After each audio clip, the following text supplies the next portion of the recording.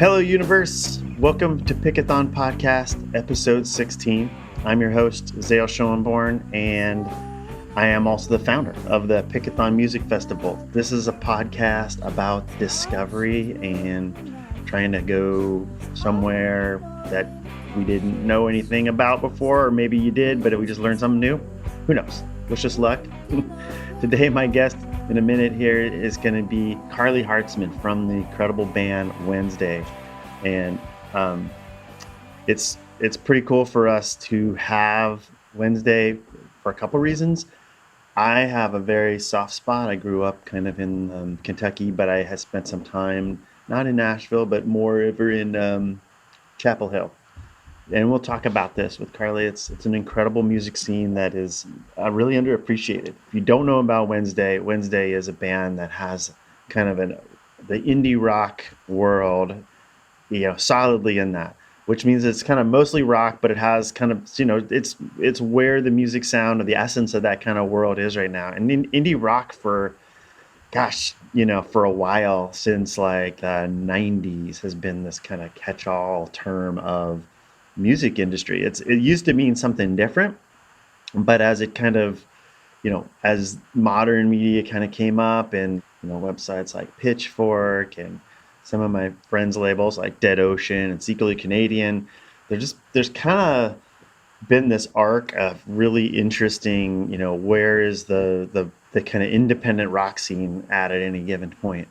And we've been lucky enough for a while to really just think about that, tie into that scene and not really know it. We kind of look at it always, this is great music. But, looking back, kind of started a little bit with like bands in like Future Islands back in 2011 and Wyoke and, War on Drugs and Courtney Barnett, and bands that actually, when they played, are in that kind of up and coming, right, that sweet spot for Pickathon where we're not like a stadium size. We actually really constrain the people, so you don't have the ability to kind of pay those kind of stadium wages. But that's part of the point, is we just know our place. And that's like the thinking of bringing music to the world and trying to do it in a timely way that really helps impact them. But it's fun for us because it's just more arguing about what that kind of the essence of various music scenes is. And it indie crosses over in lots of ways. Like you can even think of like Tyler Childers is kind of like indie country. I always think of him because he's incredibly successful, but he wasn't really adopted by like he's not a rock, but I think of independent artists as like in that sphere. And although like, the Wolf Parades, the Divine Fits, those folks get a lot of the love. Occasionally you see a band that I wouldn't normally think kind of crosses over and gets picked up in that indie scene. Some make sense. Big Thief, again, they were kind of tiny and small, but you could tell it was an amazing band, beloved, and they just kind of coming through now and playing kind of really big venues. We're good friends with them. They're an amazing band. Yeah, and my band today, is somebody I think that is also in this kind of interesting arc, and let's talk to her now. Welcome, Karly. Life is so familiar that it feels like most of mine. Hello. Hi. Thanks for that was quite the spiel. I was like glad to know the background of your whole thing. Well, it's hard to describe. We always say you can't really understand. I can talk about Pickathon, but you can't understand it till you come. And I mean, the weird thing is it's kind of a selfish way we've been thinking about music for a while, which is we just like to argue and have beers and play foosball and, cornhole, whatever. Anything we can do to kind of like make a ritual out of constantly diving into like 1,000 records a year, right? And so out of that, these are all bands that have records coming out or things that people told us about, regionally things. And like when I think we heard your band, Twin Plagues, at the album you did in, was it 2020? I couldn't even tell you. What a blur of a few I years. think it is. I got notes. It's been Yeah. 21. No, Sorry, my bad. you knew better than me because I wouldn't have been able to say. It stood out. We were thinking of you for 22 last year, but we just kind of got the record right after we finished booking and knew. And at that time, it was smaller. We were kind of finding you through friends. And yeah, I love the sound. It's an interesting, like, I'm curious, did you grow up so you grew up in Greensboro, Hmm. which is like 30 minutes outside of the Triangle, right? Yeah, we're going to Durham tonight for like my sister's like going away party. She's moving to Salt Lake City. So yeah, we're just gonna be Mm. able to drive to that area. I guess you're more familiar with the like Durham, Chapel Hill area, and then come right back here after that. So yeah, right down the road from there. Was there like music in your life when you were growing up in Greensboro, or did it start somewhere Well, else? I was just always really desperate to be involved with music. So I kind of Mm. definitely tried to seek it out wherever it was, and of course in like a small town, um like apparently there's a lot of really cool bands in Greensboro in like the 90s, like right when I was born. Hmm. Like Phil from Dead Ocean sent me this band called the Raymond Break, which was just like so cool. I've been listening to that, but of course like I wasn't there to experience it. What was here more when I was of age to go to shows was like pop punk and screamo, so that's what I was going to see at like coffee shops, and there's a bookstore that had shows, and it was never. That's why I feel like I really didn't get into all the things I knew music could be until college, because I was really just the scope of music I was able to see live was so small for so long. In Greensboro? Yeah. And then once I got to Asheville, it completely blew up and became a million other different things. And I was able to be like, okay, yeah, this is more what I imagined myself making one day. Yeah, Greensboro was not a place like there in like Winston-Salem are two of the towns I didn't go to that much, but I lived in Durham. I lived in Chapel Hill between like 92 to 95, like basically 93, 94. It was an incredible place to be. I don't know.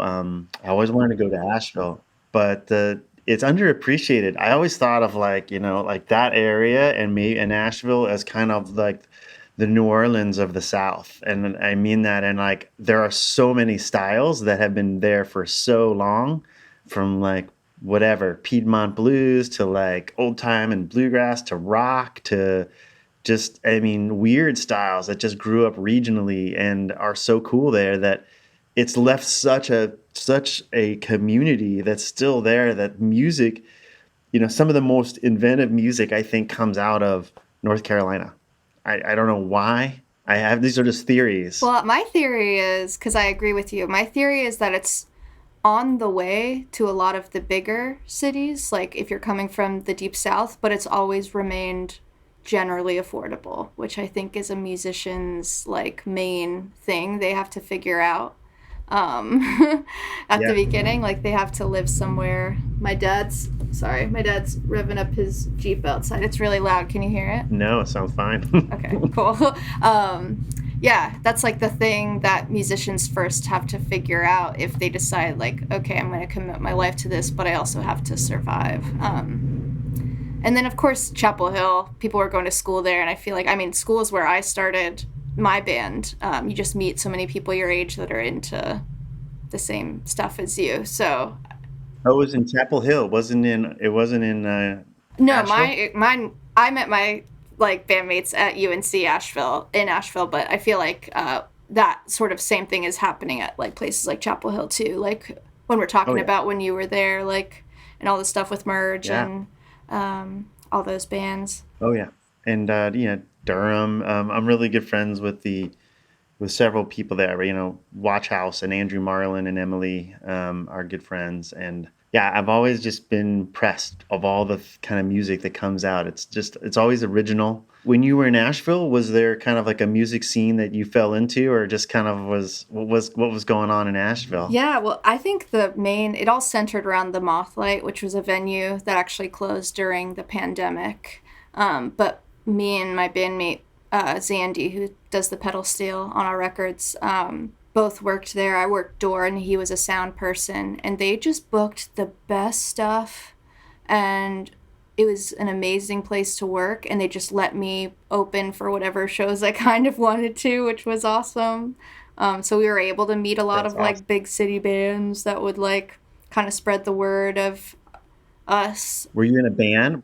How did you get to start playing music at all? Like your first instrument? Well, my like junior year of college, I mean, I'd wanted to be in a band forever, but it just hadn't really. I was A, like too self conscious to perform, and then Mm-hmm. B, just didn't have access to all of the stuff you need to buy and like lessons. So I didn't really have the until I was working at the Mothlight, and I think I had like two other jobs. I was working at a guitar store, and then would also do like yard work. I was finally able to like procure a guitar, electric guitar, and an amp my junior year of college at UNCA, and kind of just taught myself from like YouTube and made stuff up. That's wild. That's not that long ago. I mean, No, it's really not.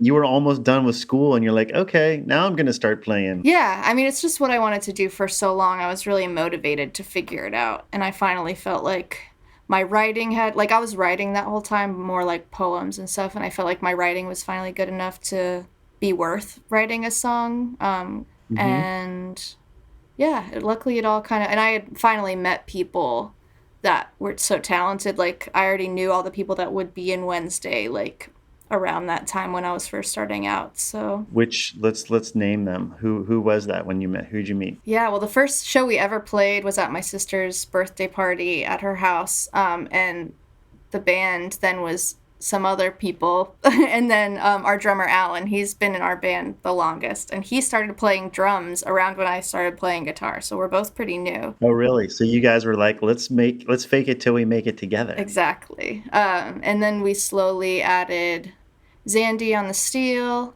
and then our bassist at the time was Margot Schultz. Zandy and Margot both had house show venues, so they were just like in the scene. And then we added Jake because I've been an MJ Lenderman fan for years, even before I started Wednesday. He's been releasing music for a long time, like since he was in high school. It was so I was looking at like he 2019 is the first one I can find, Oh but it yeah, goes back there's early. you can't like he took a lot of stuff offline Yeah. because he was in high school, like he just doesn't want that stuff. But I was into even that, and I was like, I'm going to force this person to be in my life and eventually my band, and I just made that happen somehow.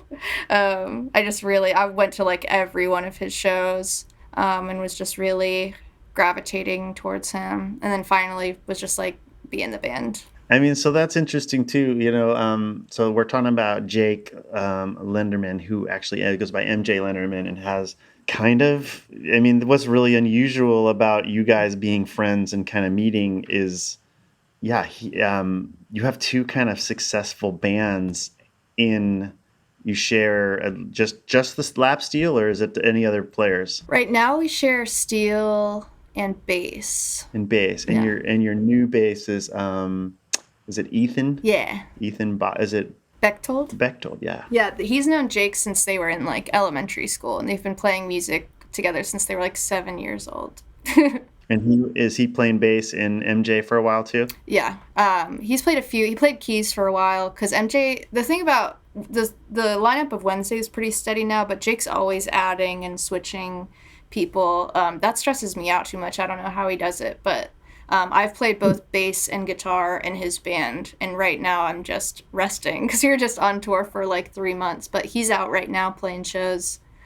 He just will add people in different cities too that he knows there. It's crazy. And just like trust the musicianship of those people, huh? Yeah, and a lot of them are worth trusting because they're incredible. Like he had Eric Slick on double drums, if you know Eric, I in don't. Nashville. Amazing musician. And I yeah, love double drums though. Double right? drums are the greatest. Oh, I don't know if you've ever seen the OCs. yeah. Um, that's one of the best like double drum shows you'll ever see. They're so great. Yeah, it's sick. That's awesome. So you guys it really kind of came together in Asheville then, like, and you're like a junior starting to, and like how quickly from junior did you actually start a band? Was it in the same year or is it the next year? Probably the same year because I knew some kids in like the recording program at UNCA, and so we just Hmm. started recording music at like the school. Never had the intention What of, year was this? oh gosh, I think we put it out 2018, so probably 2017 was when we recorded it. Wow. So it's like been so recent. Like you literally have just been like playing since what, 2015, 16? Probably it's 2017. Because I graduated high school in 2015. So, That's so freaking awesome. Like, I mean, what an awesome story. Like people who have fear or whatever, are not into like, oh, I'm not going to be able to play, right? No. yeah, that's what I really hate about like how like the illusion of what music is and like being able to do this as a career. Like so many people think you have to like have started when you were a kid with lessons and had the whole thing. But luckily, when I was in high school, I like looked for every music memoir I could, at least by like women mostly. And I read the Mhm. one, what is it called? Hunger Makes You a Modern Girl.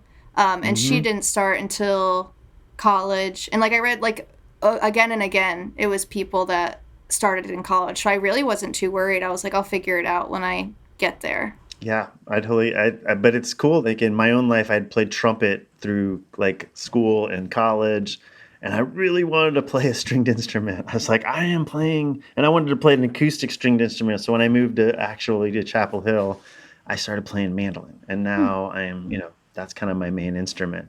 Um, but I think it's a big block for folks just to like think they hear something, they love music, but to just not being able to usually you have to put in more practice to kind of get to where, but you had been in taking, I mean, how do you kind of think about how fast that is? That you had already been thinking about the music? I mean, I don't even, it all happened. I think it was luckily what I was just meant to do. I don't know. And I also, the cool part was, and it's cool that I figured it out, but it's really my only option because I'm not like, I don't have any careers that I think I would be really good at that actually make a sustainable amount of money other than this. And like the chance that I could have made it happen for myself was like one in a million. But because it was like my only option, really, I was like, all right, we got to make this work because otherwise I'm going to be out on the streets. Yeah. So what, did you get a degree in something? Photography. All right. Yes. The now the AIs create photography. I hate to tell you. Well, So it's all every photographer I know that has a degree has to do a lot of weddings and bar and bat mitzvahs, and I that seemed like one of the most soul or sports sucking. teams. Oh yeah, Yeah. yeah. I know we have an incredible photography team led by a guy named Tim Labarge, who was an Oregonian photographer. And so we have like 30 photographers, like some of them, they're all incredible. Some of them I do for the New York Times. But yeah, they have to hustle. Like being even at that level, it's not like they can make a life that's just straight up. I'm a photographer being paid by staff, right? Yeah. It's not that easy. Yeah, I mean, the hustle behind it too. And just the art world, like visual art world in general, is one of the most frustrating, obnoxious places ever. Like, sometimes I think music world is bad with hoity toityness and like self righteousness or whatever, but gosh, visual art is a whole other It's game. a whole other game. Because so much of it is conceptual and you just have to really pretend like you know shit, and it's pretty stupid sometimes. Yeah, I mean, I totally get it, and it's very subjective, and Mhm. it's very much where you live, and that sometimes happens in music too. So like, if you live in L.A. or New York, or things can tend to happen because a lot more people subjectively run across it, right? It's a lot harder when you're in like Asheville, like a lot harder. You know, it makes the odds even bigger, like for in terms of like, oh, I'm gonna do this. Mhm. Yeah, I mean, and it's so much, it's the whole who you know thing. And of course, there's less people to who you know in Asheville. But luckily, I mean, I had so much help from people. And like I said, the venue I was working at booked us with bigger bands. So they ended up connecting us with, and I think that the real thing that points to is if you're nice and kind of like are able to finagle situations, um, that aren't a means to an end, but just because you're excited about music, you'll get to where you need to go a lot of the times, if you are patient. Because a lot of the thing is impatience. Like, I know a lot of people get really frustrated, but at the end of the day, it took us like, so 2017, 18, like, I mean, 6 years to get where we are now. And that's Yeah. in some ways long, but in some ways short. But I feel like for like a city timeline, that's long. Yeah, but for like starting to learn music to actually where you guys are now and is not long in so many ways. And your first record was like Yep Definitely, was that actually, is that still out or is that just No. kind of hidden? No, yeah, that's the one I recorded. We recorded at UNCA. That is, and that's a like dream pop record. Because I was really into the Sundays when we first started, and slowly, I mean, I was listening to stuff like Unwound and Swirlies, but I didn't think I could make stuff like that. And then when I More finally was shoegazy? like, I can write songs similar to this. I don't. It's not like I'm not. I don't have to make dream pop because I'm like a girl. um, Yeah. and once that door opened for me, which I think for the first time, like truly was Twin Plagues, I was like, all right, I want to make some like more noisy, like I want to dedicate this band to like this noisy shit. Yeah. And I mean, shoegaze is just one thing. There's so much on there. There's like just, you're kind of going in and out of like kind of shoegaze and rock, and sometimes it's quiet and ballady, and sometimes it starts going into noise. It's pretty fluidly kind of multi. And that it's that particular record. Was your band pretty solid at that point? So in Twin Plagues, At that point, yeah, that was during the pandemic, also, so we had a lot of time to practice right? and kind of I think we practiced in like a huge spread out circle in the big room at the Mothlight, just on the ground, like on the floor there. Um, and yeah, I mean, and we worked with Alex, who recorded Rat Saw God too. So it's all very Asheville based, same band, I basically. Yeah. mean, did that record get noticed by anyone? Like, what happened after that record for you guys? In music, it's hard to tell, because a lot of it is online, and I have a really hard, like, my brain has a hard time wrapping around what any of that means. Because, Hmm. like, having someone say something about your band doesn't directly connect to any sort of monetary thing, or like you can't measure what it means. I guess you can if you're into like reading like engagement shit, but that stuff really freaks me out, so I don't look at that. But mainly just people started coming to shows. That was the most obvious thing, and selling out our shows, which was crazy. I mean, it's a lot more fun to play to a full room. Um, Did you go to the bigger Asheville venues like is it the Orange Peel? Is that the one? we didn't play that until this past tour. We wouldn't have been able to play that Twin Plagues era. We played a room, like a 300 cap room, and Hmm. I don't even think we sold it out for our album release, but just the fact that we were able to play a room that was more than like 100 people was pretty outstanding. Because, yeah, we'd been stuck inside for years, so we had no idea what was going on, if people were even listening or whatever, because we hadn't played a show in forever. Yeah, when I heard that record, I saw it. It was covered a little bit. It wasn't like super widely picked up, as the kind of as kind of the Rat Saw God record, which we'll talk about here in a second. But I was like, I could just tell you guys had, there's like kind of a unit, that there's really cohesive, interesting, indie rock kind of vision here. And what I kind of took from, what happened next for me was like a friend of mine, Cameron Alexander, who's one of the folks that can ingest like, I don't know, when we get to like trying to pull in 1,000 albums and we're like dumping it on people, it ends up being like 400 hours of music. And we're like, good luck. Yeah. It's like, it's 10 weeks of full-time work. And some people can just, it doesn't phase them. And some people it does. He had, MJ was like kind of one of the top of his lists. And this was this year. And it took me a bit to kind of put the two together. I was like, wait a second. This is actually the kind of the same guitar player in Wednesday, and then his album kind of blew up, right? I mean, his album he had a year last year. It's a very smart Southern Wilco meets other things. Like he's all over the map. Sometimes it's like some Pink Floyd in there almost, or it gets grungy, and sometimes there's just anthems like these, just like I want to pump my fist in the air kind of like stuff. Like I love his music. It was one of my favorite records last year, and mine too. Yeah, it was really great, and I turned so many people onto that record. And then what's super interesting about that is you guys are kind of in off cycles. So he did it last year. Were you stoked for him? Then Of course. when that was. Yeah. I mean, and because we're not just friends, we're dating as well. We've been dating for like 5 years. We live together, and plan to live together, spend our lives together.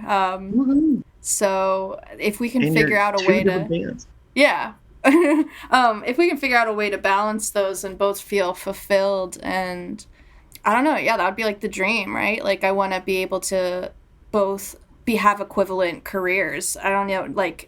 It seems crazy that that's how it kind of naturally happened, but I feel really glad, because it would have felt really weird if it was some sort of weird balancing act where one is more prioritized than the other or whatever. But and also it's just good motivation to keep writing songs for both bands, because we're both able to do tours and whatever. And you guys have figured out a good harmony in this. Like, it's pretty intimate to be in a band. Yeah. It's pretty intimate to be in a relationship. It's pretty real. Then it's have two bands, a relationship, and try to like have good communication and all that stuff seems really tough. Yeah, we're still figuring it out. I think like right now I love playing in his band, but like he's doing a few days out right now to do Pitchfork Festival and some other stuff. And I was just like, I feel like we need to like miss each other for 5 days at least, like this little 5 days, because we do literally everything together, and I love him more than like anyone in the world, but like spending 24 hours together all the time means that there's a little less and to working. talk about. Yeah. So you just gotta have like something to like there's no coming home and being like, how was your day, because we spent the entire day together. Totally. Yeah. I mean, I can just tell you from experience in life is just talking, right? Mm-hmm. You just have to work through it. There's no like magic stasis. It's all fixed. It's going to be like a different formula all the time, I'm guessing. Yeah, I think it's going to kind of change and morph, and we'll figure out different like rhythms to fall into with the touring and the recording and the writing and all of that. But so far it's so good. Yeah. It's good. I mean, so that like odds, we're just taking odds here. So starting in 2017, kind of low odds, things are going to happen in 6 years. Being in Asheville, what's the odds of two bands, you guys having two bands out of North Carolina that happen to be kind of together, in the same kind of friend circle? It's kind of unheard of. I've not even ever heard of. I was trying to think if there's another example where you guys have two very pop culture sensations, and year after 2 years in a row. Pop culture sensations. Well, when you're in that kind of Pitchfork, world, like not everybody notices right away. I think you have to get out there and tour. But when you have that kind of weird, some people hate it. I actually don't hate it. I think it's totally great when the stars align and folks like Pitchfork get behind great music, right? Like I have no problem with that. And so the fact that there's great music that they don't get behind is maybe a little bit more of an issue. But when it, and it wasn't just them, it was tons of folks that were around, that were MJ's Letterman's record was like high on the list last year. And that's hard because you can't ask for that, right? Like that kind of buzz is not something you can pay for, or it kind of has to be kind of real. Yeah. And that's cool. And then so that happens. And then let's talk about your new record. So your new record is Rat Saw God, right? Hmm. And it came out this year, right? In March. Was that March? Oh Lord. Or is that April? I don't know. I think it Can't quite was, remember. yeah, like March 7th. I might even be getting that date wrong. Just like my days and weeks, like I couldn't tell you what day of the week it is right now. Just because touring kind of messes with your I time. know. But yeah, Might something have like been. It that. might have actually been the beginning of April. Okay, April 7th might have been it. I should know. Let me Yes, check really because I quick. was on a river with a friend, Cameron, and he was taking me boating down the Deschutes River, and then we got off the river, and your record had dropped, and they had a review.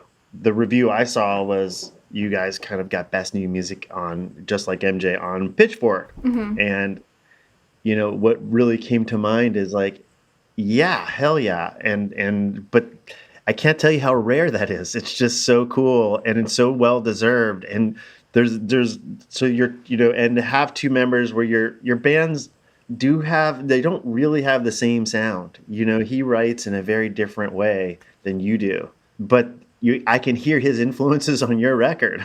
Absolutely. Yeah, I think it would feel really weird if the band sounded anything alike or like anything more alike than they do because we do live in the same place. Like where we live influences the music. I feel like that's the main tether. But luckily, I think they're different enough that they can either stand on their own or have different fan bases or fan bases that meet in the middle.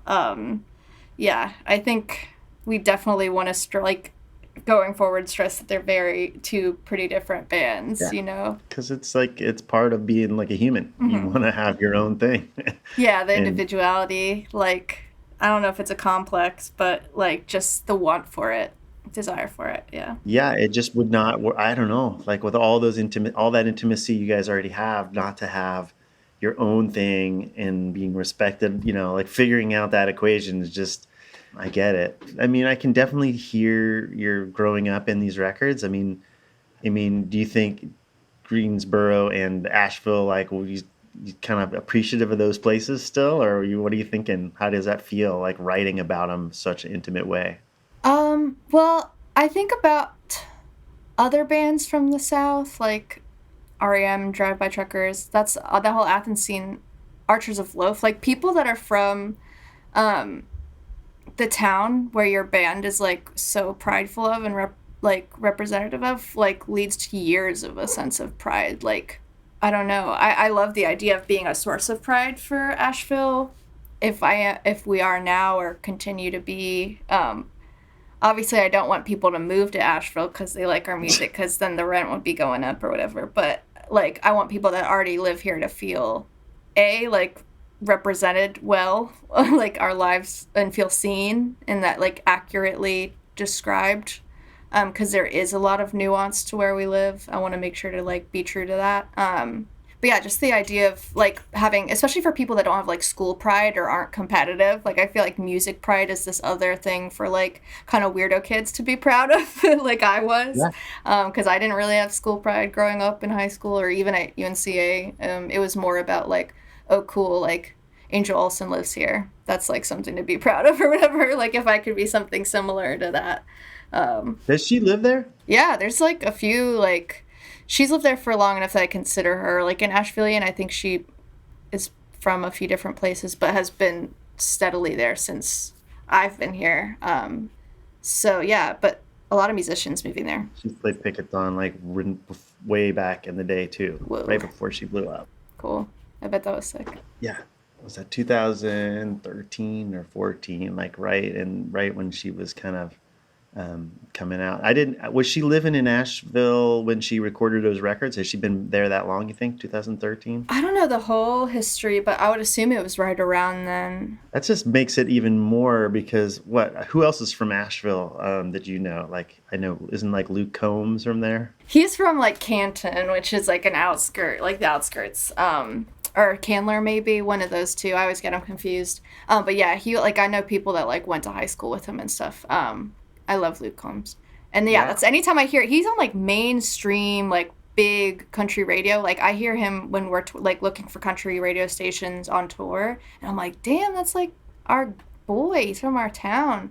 That's like, yeah, He's that's huge. exactly what I get excited about if that happens, like for us. But yeah, who else is there? Moses Sumney lives there right now. Oh yeah, incredible. Yeah, Really different. yeah, yeah, all over the map. It's And the Moog Festival used to be there, right? Then the Moog Festival.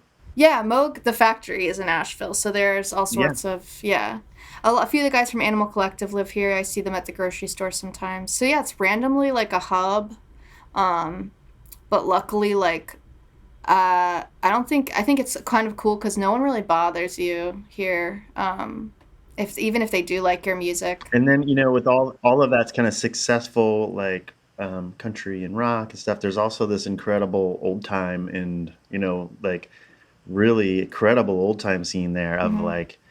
like primal, weird, musicians that just, and I love that stuff because it just always kind of haunting and looping, and I love it. Yeah, any Appalachian stuff especially is gonna be like really cool and weird.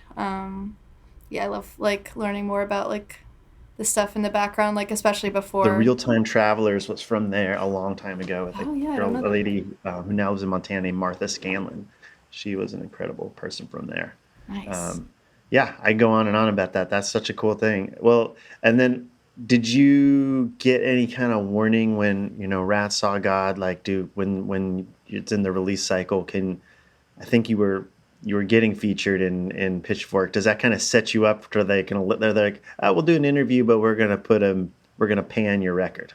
Or did you kind of know things were going well before it was released? I Or were mean, you yeah, because nervous? I was doing like 50 different interviews. I mean, it was like almost too many, and I was just like, if people want to talk to me, they must like what I said. So I guess I mean you can never predict. You don't know until like the reviews come out. But I honestly don't. They're not great. It's not great for me to read them anyway because I don't really want it to affect any future music I write. Like I don't want to ever compare myself to a past self or like have any sort of pressure. Like I'm just gonna keep writing whatever I want to, and I think reviews would be the biggest thing that could get in the way of that. So I don't know. I'm really Yeah. thankful for those, but I actually don't really pay that much attention. You shouldn't, Yeah. because it's like you can't shoot for that. You have to shoot for something that speaks to you, right? And that essence. It's kind of the same. There's a philosophy, like we always say it is like, if we just booked a festival on the big headliners, which is so boring. Hmm. It's just because like a lot of times it's not about what's inspiring right now. It's like it's about what has the draw. It's not about what is the speaking to the kind of these what's driving these different music cultures, right? Which is really the exciting artistic part of it. And then creating a record is similar. Like if you're trying to create like a commercial record of something, it's probably not going to happen. Yeah, exactly. And I just don't want to think about it that much. Yeah, what you're saying kind of reminds me too of like all the times that like people will brag about seeing a band that ended up getting big as an opening act for someone else. Like I feel like that's like kind of the ideal like curation for a music festival, like some big acts and then some stuff that like you'll probably be the first to hear or whatever, like on a bigger scale. Yeah, that's sick. that's that's what we do. Yeah. And so like people will look at our lineup in any given year and they will pan us a lot of we get a lot of so it's taken us forever. It's like that kind of like so you said 6 years. It's taken us like 24 years to kind of like convince people we're like, no, it's totally worth it to like plug into like these are the things changing the music world. Like trust us. Mm. And so we have a long enough track record that we mostly get away with it, but there's just still a real inertia for us to kind of to be the safe festival and screw it. Don't do all this kind of discovery and up and coming stuff. Just Mm. focus on the safe stuff. That's how you would make money in this world. And it just sucks to like have, and we would, we're just barely kind of there where we've been playing it on TV. Like I always say, we play a top 10 music festival on TV. Mm. But the big issue is like this year, people look at our lineup and they go, I don't know any of those bands. But if you looked at last year's lineup, Wet Leg was on there. They won 2 Grammys, Yeah. right? Goth Babe is playing Red Rocks. Mhm. Faye Webster. I mean, it happens when you look back, even the 1 year removed. The Sacred Souls are playing like Hollywood, almost the Hollywood Bowl level. It's it happens fast. Yeah. And so I really hope for you guys, because I can tell. I think you're in a good headspace. It's the right way to go about it and stay healthy, because that's the biggest danger, is that the burnout, right? Yeah, sustainability. That's actually why, yeah, we just finished like a 3-month tour and we're actually like, we can never do that again. If we do any, like, we need to do legs of like 3 weeks or 4 weeks max at a time because 3 months was crazy. Brutal. Yeah, it was too much. Yeah, I think though that this actually interview is coming out right after Pickathon, so it comes out the Wednesday after. So you will have already played, and what is for sure to happen, I'm just going to write it before it happens, is that the West Coast is going to be opened up for you guys. You're gonna, you guys don't need to fake it. You have this real authenticity about, and your music is really, connects deeply, and I know you will have brought it to the. It's so like we have some great performance venues. If you have you ever heard of Pickathon? Have you been Yeah. there before? I mean, heard of folks who've been there? I haven't been, but I've heard about it for years actually. I had a friend who lives in Seattle now, who was trying to figure out a way to get us up there, but it's just so far away from us that it's You taken know. until now to figure out how to get up there. And are you guys camping? I can't remember.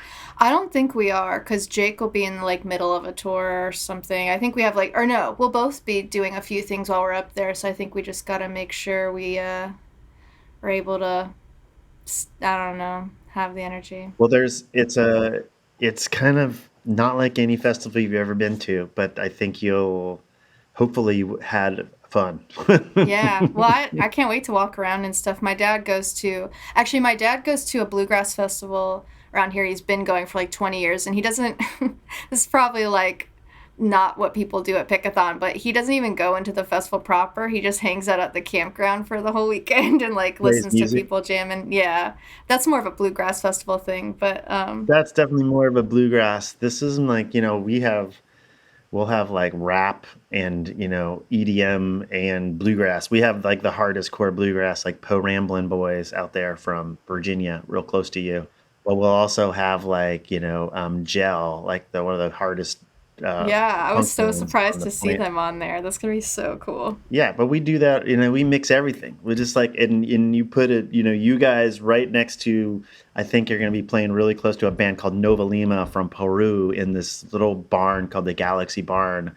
And in a couple years, when you guys are playing really big venues only, you'll hopefully look back on that Sunday night. I think it's the third from last set, will be hopefully the one of the greatest shows you have ever played, because that place blows up. It's the, we it's too small. It's 250 people, Mhm. and it's just made to be like a dirty rock club, a dangerous rock club. No, yeah, we always are appreciative of that kind of thing, like especially as we get further away from that.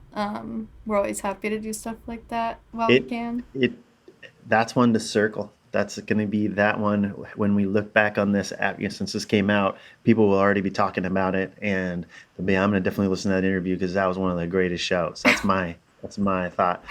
We build that just kind of like to its appreciation as the musicians. Like, it's if you make these beautiful spaces that are really kind of purpose built, people don't think about it so much to like, how bad things can be at like festivals, like Mm, parking lot with like a yeah. pop-up stage and a big fence away and you're 8 foot above. It's just like Yeah. it's not like you're in the moth club, right? Like right there, sweaty in front of people. Yeah, there's so many different ways festivals can be. We're learning that very quickly. But yeah, it's cool to like I don't know, the one here is Hopscotch. That's like our like big festival here and it's just such Yep. a like another thing, like another like way to like bring a sense of pride to like the people that live there. It's so cool to like bring because yeah, but a lot of people can't logistically fly out to see or like or travel even by car to see bands they love. So to bring them to a town is just like always so Yeah, sick. and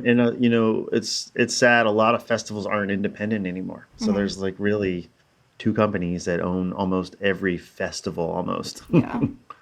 Ugh. And so they just kind of make it's harder. Like like we are really in the kind of class of festivals, we are really the only ones that aren't owned by the kind of big somebody as a conglomerate, Mm-hmm. across multiple festivals.